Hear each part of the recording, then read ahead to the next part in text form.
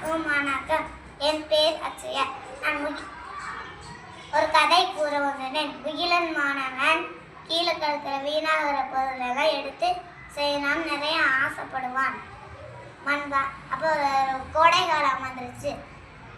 அப்போ அவங்களுக்கு பறவைகள்லாம் கஷ்டப்பட்டுச்சு. அதனால் அதை பார்த்தோன்னே முகிலனுக்கு சோகமாயிடுச்சு. அதனால் அவங்களுக்கு எப்படியாச்சும் தண்ணி கொடுக்கணும்னு ஆசைப்பட்டேன். அதனால் மண்பானை